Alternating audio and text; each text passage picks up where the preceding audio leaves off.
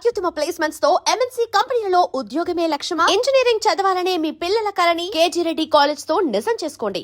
Municipal ఎన్నికల్లో ప్రస్తుతం కూడా ఇంకా కొన్ని వార్డులకి సంబంధించి విన్ అయినటువంటి క్యాండిడేట్ల లిస్ట్ అంతా కూడా మనం చెప్పే ప్రయత్నం చేస్తున్నాం. మనకు తెలుసు ములుగు అనగానే మంత్రి సీతక్క ఇలాకా ఇది. మొన్నటి వరకు మేడారం జాతర కూడా జరిగింది.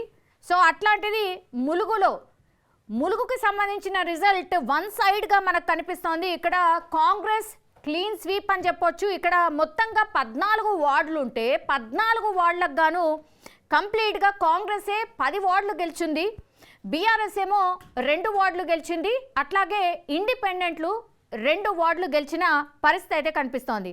ఒకసారి వార్డ్ వైజ్గా ఎవరెవరు గెలిచారు అనేది చెప్పే ప్రయత్నం చేయబోతున్నా. కాంగ్రెస్ అభ్యర్థి మాలోతు పద్మ గెలుపొందిరు వార్డ్ నెంబర్ 1లో. 2వ వార్డులో బీఆర్ఎస్ అభ్యర్థి కోగిల లక్ష్మి గెలుపొందిండ్రు. 3వ వార్డులో కాంగ్రెస్ అభ్యర్థి యాసం వసంత గెలుపొందిండ్రు. 4వ వార్డులో కాంగ్రెస్ అభ్యర్థి గుంతోజు పావని గెలుపొందిండ్రు. 5వ వార్డులో కాంగ్రెస్ అభ్యర్థి గుగ్గిల దివ్య గెలుపొందిండ్రు. 6వ వార్డులో కాంగ్రెస్ అభ్యర్థి చింత నిప్పుల చంద్రకళ గెలుపొందిండ్రు. 7వ వార్డులో బీఆర్ఎస్ అభ్యర్థి బైకాని సునీత గెలుపొందిండ్రు. 8వ వార్డులో కాంగ్రెస్ అభ్యర్థి నల్లగా నల్లెల స్వాతి గెలుపొందిండ్రు. ఇండిపెండెంట్ అభ్యర్థి 9వ వార్డులో గండ్రకోట వాణి గెలుపొందిండ్రు. ఇండిపెండెంట్లు ఎప్పుడు గెలుపొందారంటే పార్టీల వైజ్గా వాళ్ళకు టికెట్లు దక్కనప్పుడు ఇండిపెండెంట్గా నిల్చోవడం జరుగుతుంది. సో వాళ్ళు ఇండివిజువల్గా వాళ్ళకున్నటువంటి బలంతో గెలిచినటువంటి లెక్క. ఎందుకంటే ఏ పార్టీ గుర్తు కూడా వాళ్ళకు ఉండదు. ఇండిపెండెంట్లు గెలవడం నిజంగా వెరీ అంటే వాళ్ళకున్నటువంటి బలంతోనే అబ్సల్యూట్లీ వాళ్ళ బలంతోనే నెగ్గినట్టు లెక్క. ఇక వార్డ్ నెంబర్ 10లో కాంగ్రెస్ అభ్యర్థి గజ్జల సుష్మిత గెలుపొందిండ్రు. 11వ వార్డులో కాంగ్రెస్ అభ్యర్థి కేశెట్టి నవీన్ గెలుపొందిండ్రు.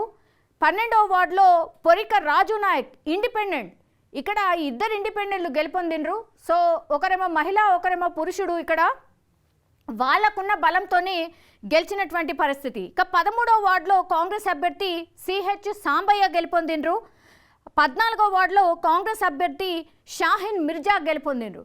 సో ఇక్కడ మీరు టోటల్గా ఓవరాల్గా చూసినప్పుడు కాంగ్రెస్ 10లో 10 అంటే 14లో 10 గెలుచుకుంది, బీఆర్ఎస్ ఏమో 2 గెలుపొందింది, ఇండిపెండెంట్లేమో 2 గెలుపొందినటువంటి పరిస్థితి అయితే కనిపిస్తోంది. ఎవరైనా సరే కాంగ్రెస్ వైపు మొగ్గు చూపారు అని అంటే అక్కడ మంత్రులు ఎమ్మెల్యేలకు పూర్తి స్థాయిలో గ్రౌండ్లో ఉండాల్సిందే అని క్లియర్ కట్గా కాంగ్రెస్ పార్టీ ఆదేశాలు జారీ చేసినటువంటి పరిస్థితుల్లో వాళ్ళు పూర్తిగా అభ్యర్థులను ఎన్నుకోవడం దగ్గర నుంచి ప్రచారం వరకు కూడా అన్ని తామై వార్డులో ఉన్నటువంటి అన్ని కుటుంబాలని కలిశారు. కాబట్టే ఈ రిజల్ట్ అనేటువంటి మాట కాంగ్రెస్ పార్టీ అయితే చెప్తోంది. అట్లాగే కొన్ని సెలెక్టివ్ ప్రాంతాల్లో మాత్రమే సీఎం రేవంత్ రెడ్డి ప్రచారం చేశారు. నిజామాబాద్ అనుకోండి, కరీంనగర్ అనుకోండి, ఇట్లాంటి కొన్ని ప్లేసెస్ని చూస్ చేసుకొని ప్రచారం చేశారు.